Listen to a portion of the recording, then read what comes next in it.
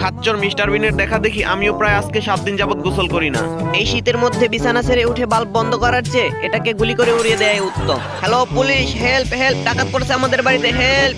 আজকের ভিডিওর like target রইল 3000। 3000 লাইক হলেই পরবর্তী ভিডিও আপলোড করে দেওয়া হবে। সো সবাই বেশি বেশি করে লাইক দিয়ে 3000 লাইক পূরণ করে দিন, ধন্যবাদ।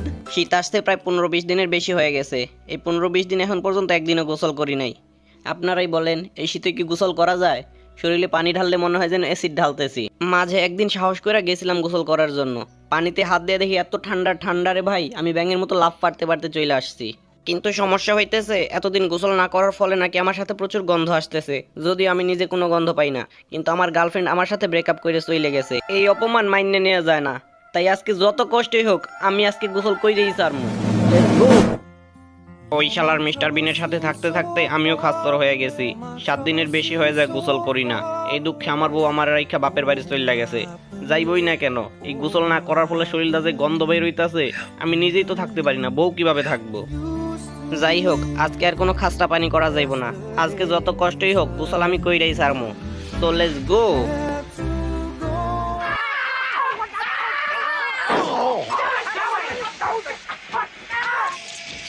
হ্যালো পুলিশ, বাঁচাও বাঁচাও, আমাদের ঘরে ডাকাত পড়ছে ভাই, আমারে বাঁচান। আমি গোসল করতেছি, আমাদের ওয়াশরুমে ভিক্ষা পড়ছে, তাড়াতাড়ি ফায়ার সার্ভিস। আমি আন্তরিকভাবে দুঃখিত অফিসার, কোনো ডাকাত ফাকাত পড়ে নাই, এটা একটা মিস্টেক হয়েছে। সো আমি আপনার কাছে আন্তরিকভাবে দুঃখিত। না শালার, গোসল করার সময় কি একটা অনাকাঙ্ক্ষিত ঘটনা ঘটতে গেল, এখন কেমন জানি লাগতেছে। তবে যাই হোক, এতদিন পর গোসল করে এখন নিজের একটু ফ্রেশ ফ্রেশ লাগতেছে। একটু আয়নায় যায় দেখি আমারে দেখতে কেমন লাগতেছে। বাহ, আমার তো দেখতে সুন্দরই লাগতেছে, পুরো একেবারে হিন্দি সিনেমার নায়কদের মতো লাগতেছে। গার্লফ্রেন্ড একটা গেছে তো কি হয়েছে, এখন এক সপ্তাহের ভিতরে আবার এক হালি বানায় ফেলবো, টানটানা। যাই হোক, অনেক রাত হয়েছে, এখন একটু ফ্রেশ মাইন্ডে ঘুমোতে যাওয়া যাক। গোসল করা শেষ, সোনার বাংলাদেশ, এখন হচ্ছে ঘুমানোর পালা। এখন টিম টিমকে নিয়ে টুক করে ঘুমিয়ে পড়বো, টানটানা। ঘুম যে কি মজা সেটা শুধুমাত্র শীত আসলে বোঝা যায়। একবার বিছানায় উঠলে আর বিছানা ছেড়ে উঠতেই মন চায় না। যাই হোক, আমার এখন অনেক ঘুম পেয়েছে, আমি ঘুমাবো। আর আপনারা যারা ঘুমাতে ভালোবাসেন তারা অবশ্যই ভিডিওতে লাইক দিয়ে কমেন্ট করে জানাবেন। হায় হায়, আপনাদের সাথে কথা বলতে বলতে লাইট অফ করতে ভুলে গেছি। এখন কি করি, বিছানা ছেড়ে তো উঠতে মন চাচ্ছে না। পেয়েছি আইডিয়া, আমার কাছে বিকল্প পদ্ধতিও রাখা আছে, আপনারাও দেখতে থাকুন, আপনাদেরও কাজে লাগতে পারে। হ্যাঁ হ্যাঁ, এই বন্দুক দিয়ে গুলি করে বাল্ব উড়িয়ে দেবো, টানটানা। এই শীতের মধ্যে বিছানা ছেড়ে উঠে বাল্ব বন্ধ করার চেয়ে এটাই উত্তম। আপনাদের যার যার আইডিয়াটা ভালো লেগেছে অবশ্যই ভিডিওটা একটা লাইক দিয়ে শেয়ার করে দেবেন আপনার বন্ধুদের সাথে। ভাইরে ভাই, এখন যেই পরিমাণে শীত পড়তেছে ফায়ার প্লেস ছাড়া গতি নেই। মোজাগুলোকেও ফায়ার প্লেসে রেখে গরম করতে হবে। হ্যাঁ, মোজার ভেতর যে গোপনীয় জিনিসটা রেখেছিলাম ঠিকঠাকই আছে। আমার মোজার ঠিক পাশেই রাখবো প্রিয় টিমের মোজা। কি আর করবো বলেন, ওরও তো শীত লাগে তাই না? এই যে দেখো টিম, এটা তোমার মোজা আর এটা আমার, হি। আর এই যে এই ছোট্ট মোজাটা হচ্ছে আমাদের ঘরের ছোট্ট ইঁদুর ছানার জন্য।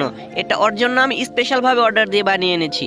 এই যে ছোট্ট প্রিয় ইঁদুরের বাচ্চা, তোমার মোজাটা বাহিরে রেখে গেলাম, তোমার যখন শীত লাগবে তখন পরে নিও, হে। সবার শীতের মোজা ভাগাভাগি শেষ, এবার রিল্যাক্সে বসে একটু শরবত খাওয়া যাক, হে। আপনারা কিন্তু আবার বাংলা ইংলিশ ভাইবেন না, আমি ওইসব খাই না। যাই হোক, এখন একটু টিভি দেখা যাক, আজকে ফানকিং এর নতুন শো বের হবে। হায় হায়, কি সাইপাস দেখাইতাছে, ফানকিং এর নতুন ভিডিও কই? বুঝতে পারছি, আমরা ভিডিওতে লাইক দেই না দেখে মনে হয় নতুন ভিডিও আপলোড করে নাই। এখন থেকে ফানকিং এর বেশি বেশি ভিডিও পেতে চাইলে বেশি বেশি লাইক দিতে হবে ভিডিওতে।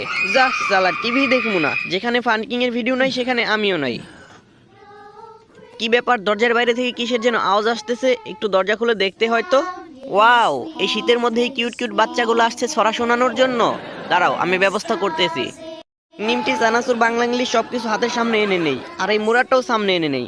হ্যাঁ, এখন একটু শাহেনশাহর মতো লাগতেছে নিজেকে। হ্যাঁ, এখন শাহেনশাহর মতো বসে বসে এগুলা খাবো আর রিল্যাক্সে ওদের কবিতা শুনবো, টানটানা।